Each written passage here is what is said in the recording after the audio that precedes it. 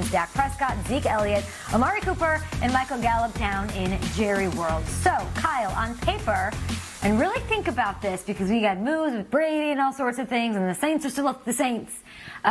Do the Cowboys have the best offense in the NFC? Ooh, the entire NFC.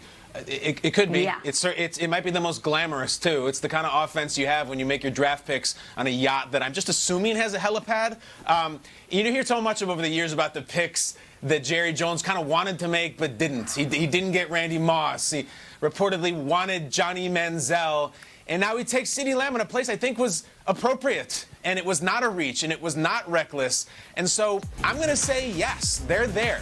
I don't know if they're the best team, but in sort of a true Cowboys fashion from the last 20 years, they got all of the flashy parts. There's really nothing else you could want. This is a Super Bowl roster. It's very different from being a Super Bowl team, especially with the new head coach.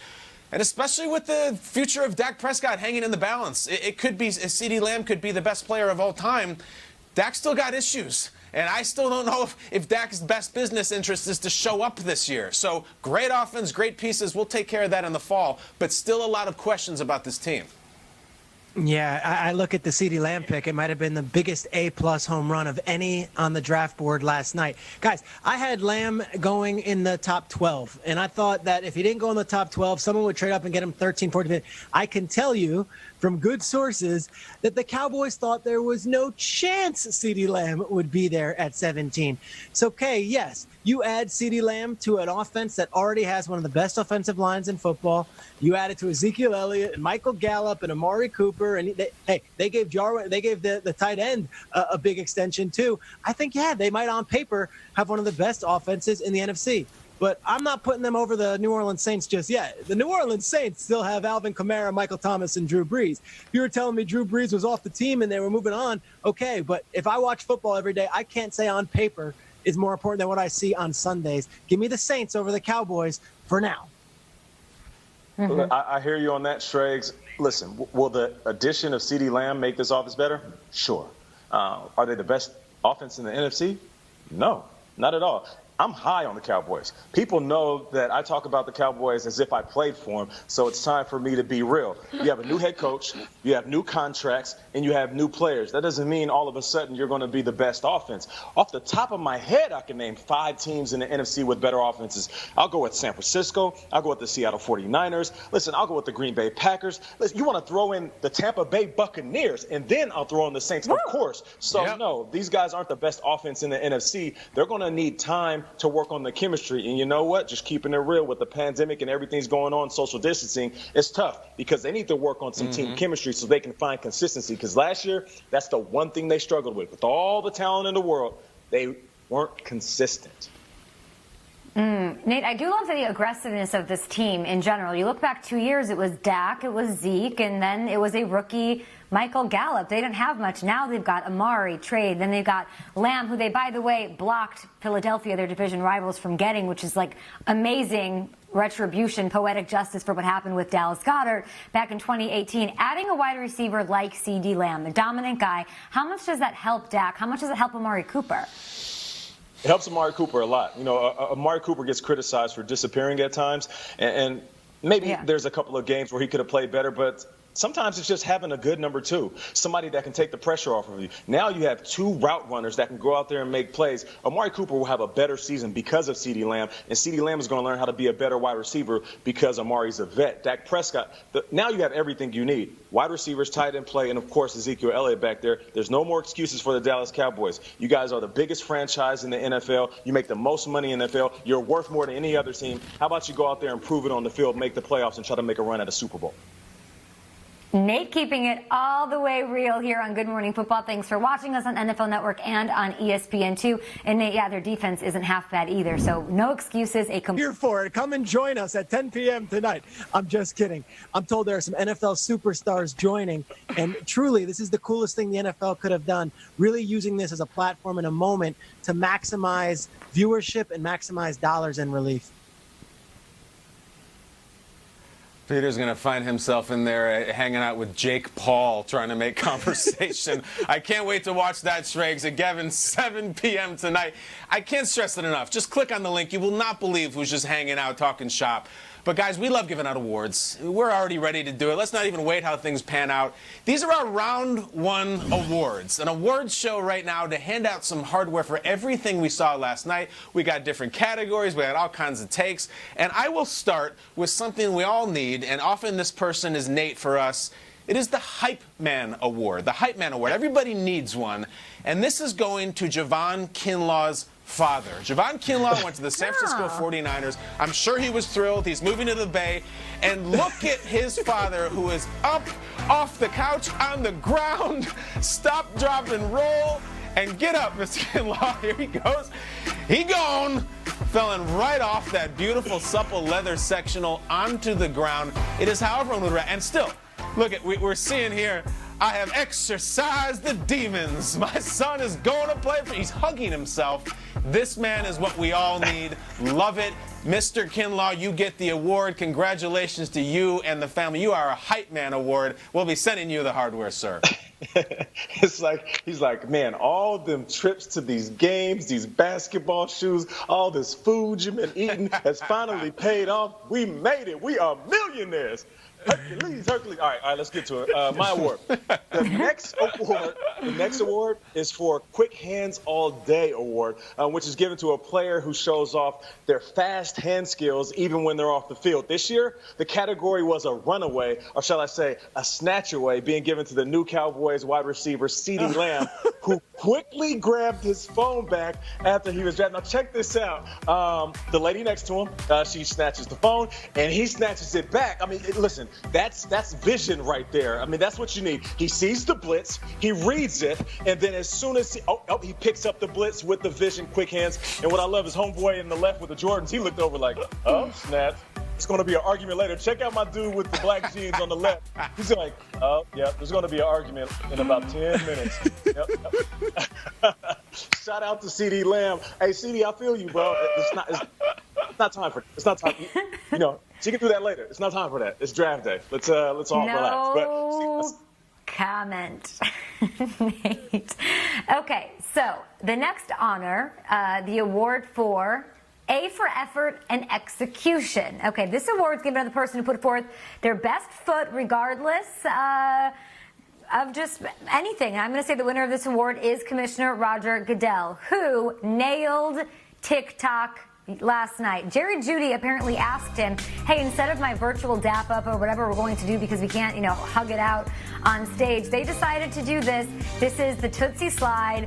I'll tell you this, I, on my NFL Insta check-ins, tried learning a TikTok dance from Marlon Humphrey of the Ravens. Did not work out so well. I got dragged for days about what a boomer I am. So, Roger's killing it. I don't know if one of his girls was showing him some moves or practicing. He was doing it in the living room. I need the football life of Roger Goodell and TikTok and Jerry Jeudy. So he gets the A for effort and execution. I love it. It's great. It does look great. This is a new time. This virtual draft, there was a million moments. And yet when it comes to actual football, the steal of the draft had to be when the Baltimore Ravens sat still at 28 and still got Patrick Queen. After Isaiah Simmons, I know a lot of teams had Patrick Queen on their board as the next rated linebacker. The Ravens sitting there and get the guy that I think they wanted all along. This is perfect for Wink Martindale's defense. And think about that position. Inside linebacker for the Baltimore Ravens. Think there are some mighty big shoes to fill there? Here's a guy who comes in about 6'1", 220 pounds. He was supposed to go anywhere in the 15 to 20 range. Then I was hearing, okay, he might go 20 to 25 range. They don't trade up. They don't do anything drastic. The Ravens get one of the superstars in college football last year. Steal of the draft, Patrick Queen. And if I can give out any other award, it would be to Cliff Kingsbury for whatever setup he had going on. But Queen, he's the steal of the draft. All right, well, we give an award to Queen. Can we just stop down for a second and give an award to the King? Pete Schrags had the best mock draft in the whole damn industry. Peter, you are a modest guy who wants to defer all praise, but I believe that you nailed 6 picks last night, which may sound terrible, but in the mock draft world, that's like having a perfect bracket and Warren Buffett is going to give you $1 billion or something. Peter, take a bow. Take a victory lap. Hey, I'm going to get dragged, and I know people online were not happy with me saying Tua would slip. I was wrong. Dolphins went with Tua. Herbert went to the Chargers, but I did feel pretty good about most of my picks. I felt pretty strong about tonight, too. But thank you, Kyle. Mock drafts, they're not fun. There's no reward. I tried taking a swing with Tua slipping. Fortunately for Dolphins fans, he didn't. Peter will be celebrating by doing that TikTok dance. We cannot wait. Can't wait to see. Yeah, we got one more award. We got the award for best spread. TikTok. We have one best more. Spread. We run this. We see the spread offense all the time. Yeah. Spread offense goes all the way down to the kids now, the 5th graders. They're running the spread, high school. And we saw Justin Herbert run it to perfection last night. Award for best spread is the one that was sprayed across that Herbert family coffee table. Take your pick, my friends. Pick a hole. You cannot go wrong. We got a chip portion. We have vegetables on the left for anybody keeping it. And then that right one is where I'm getting it. I don't know if that's the diced pepper jack or all kinds of, is that a cheddarella? Like a hybrid cheese in there? Whatever it is, they won, especially at a time when, look, you can't get your hands on good cheddarella right now. It's just not out there. And they found it, and then the Chargers found them. So best spread goes to my man Herbert. Quack, quack on the dinner spread. Quack, quack on the dinner spread. Nate, the draft-a-thon continues tonight. During the second round, who did you have in your draft room? Because I literally clicked in, and it was you and Blake Shelton beefing over the Arizona Cardinals. So who else was in yours? Yeah, I logged in the green room was George Kittle and Big Boy. I'm talking to George Kittle behind the scenes, and I'm saying, hey, listen, Travis Kelce is the best tight end in the business. I need you to try to make a run for that title. And he does the humble thing, like I let my play do the talking. And then I get into the chat, and Travis Kelce is in there. They start talking back and forth. And then after that, Blake Shelton joined, and then Kyler Murray joined, and then Deion and Rich Eisen started talking. It was amazing. I really loved it. I enjoyed it. I was humbled just to be in the chat with him. I was just like Kyle. Yeah, and then you left. Offset came in, and Offset started making this pitch to everybody in there about how he wants Cam Newton he was very passionate about wanting Cam to come to Atlanta. I don't know how that would work. He got a lot of grief for what he was saying about Matt Ryan, but it was totally a thing. So much fun and for such a good cause. The Draft-a-thon continues tonight. All 4 of us will be a part of it, so please join us on all of the social media platforms. You literally never know who's going to stop by. And great job by Rich Eisen and Deion Sanders on hosting this unforgettable event in a couple of days for us. More GMFB on the way. In fact, on a call with reporters afterwards, it was Jerry Jones, his son Steven, and head coach Mike McCarthy, who all conceded that there wasn't one mock draft they did that had wide receiver CeeDee Lamb falling to them. In fact, Jerry Jones even said he was the 6th player on their board. Steven said they didn't even have an interview with them because they expected him to go in the top 10. It was McCarthy who said he loved his versatility, noting his ability to play both inside and out. And while Lamb didn't get that interview with the Cowboys, he is certainly familiar with AT&T Stadium. He played there 3 times in the last 3 years as a member of the Oklahoma Sooners football team. And later, Slater, the Cowboys snagged CeeDee Lamb off the board before their division rival Eagles had the chance. That was a little dirty division rivalry action. Hey, Nate, let's start with you. Which receiver drafted last night do you think was the best possible fit? I love the CeeDee Lamb selection. You know, just like Schrager, I thought that CeeDee Lamb was going to be the first wide receiver off the board, but I believe the Cowboys were sitting there and CeeDee fell into their lap, just like when you're driving and that case logic falls on top of your stomach. For me, I feel like when it comes to CeeDee Lamb and the combination with Amari Cooper, it's the perfect duo because the Cooper is such a good route runner, and everything that we've been talking about when it comes to CeeDee Lamb is he is a route runner. And now you add that to Dak Prescott and Zeke Elliott. I feel like building around Dak Prescott, giving him everything he needs, so there isn't any more excuses. CeeDee Lamb to the Cowboys, what a selection. Listen, if you didn't see him when he got selected, we'll break it down a little later in the show. He showed his vision, and he has great hands. I'll talk about that a little later. Love it, Nate. I bet the fresh caviar came out on the super yacht after that pick. Listen, I'm going to look at Justin Jefferson, LSU, to the Vikings at 22. I love the pick. Obviously, the Stephon Diggs void. This is a guy to work with Thielen. This was Burrow's guy at LSU, and I think Kirk Cousins has a little Burrow in him, or vice versa. But guys, more importantly, we've been talking a lot about the draft-a-thon last night, the telethon to raise money for COVID-19 relief that we were a part of.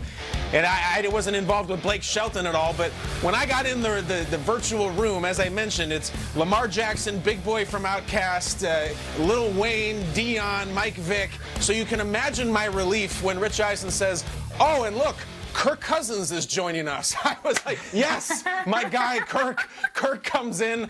And I wanted to transition from hip-hop and football to be like, Kirk, where do you come out on Creed? Are you a weather guy or My Own Prison? So the point is, though, when Kirk comes in, we're about 1 or 2 picks away from the Vikings pick. So it was a fascinating experience for a fan if you wanted to click on it, because Kirk is sitting there, I'm not making this up, bouncing up and down in his seat, super distracted watching his TV, saying, "We're almost up here, we're almost up, we're the next pick, we're the next pick." And I have a feeling he might have known that they were going to get him a toy, a post-Stephon Diggs toy. And I can't really think of a better one than Jefferson, who's a lot of things. The word that jumps out the most is just versatile. And I know Cousins will have fun with them, and I know that offense will keep running. Is an amazing experience to watch a star quarterback about to get his next star receiver and the draft-a-thon. So everybody watch it tonight, 7 p.m. Kyle, I love it, because yesterday on the show you made such a great point about all these mock drafts. You said these are not, Moses with the tablets, like who's going to go where, and all, which is why I love what the 49ers did, because they took Brandon Ayuk at 25th overall, a guy that I've been talking about all week who returns kicks and had 710 yards after contact. And in the press conference after taking Ayuk, Kyle Shanahan said Brandon Ayuk was the highest rated wide receiver we had on our board. That includes CeeDee Lamb, that includes Henry Ruggs, that includes Jerry Jeudy, and that includes Justin Jefferson and Jalen Reagor, who were taken before him. Shanahan had Ayuk as the number 1 wideout on their board, and they get him after trading back and also getting Javon Kinlaw. So to me, this is what the draft is all about. What is going to fit your team? And you're watching the highlights of Ayuk. If you're a 49ers fan right now, let me tell you something. Senior Bowl, everyone came away with this thing saying first-round pick. Combine, everyone came away from this thing saying, okay, top 5 wide receiver. At the draft, Kyle Shanahan, who knows a thing or two about receivers. Remember, he's coached Julio, he's coached Andre Johnson. He said he was his number 1 wide receiver in the most loaded wide receiver draft we have ever seen. Brandon Ayuk and Deebo Samuel, watch out, NFL. I wanted to see Henry Ruggs fall to the Broncos. I told that to Cynthia Freeland on her draft special, but he went first, speed 1, over being a complete receiver and an extremely well-polished route runner. So the fact that Jerry Jeudy now gets to go to a Broncos offense that has Drew Lock, who looked incredible late in the season, has a handful of really, really nice games and can build on that. Another first-rounder named Noah Fant and Courtland Sutton, who is always slept on. This is an insane offense here. The AFC West is doing this thing where it's an arms race to try to take out the Kansas City Chiefs and outscore them, it looks like. So then you've got Phillip Lindsay, you've got Melvin Gordon. I am so into the Denver Broncos offense. You've got Drew Lock out here tweeting smirk emojis, and I'm loving it. So that's how I feel. We've got more, of course, draft tonight. A lot of great players, impact players, so much depth at wide receiver that guys are going to be taken today on NFL Network and even tomorrow on Saturday that will make an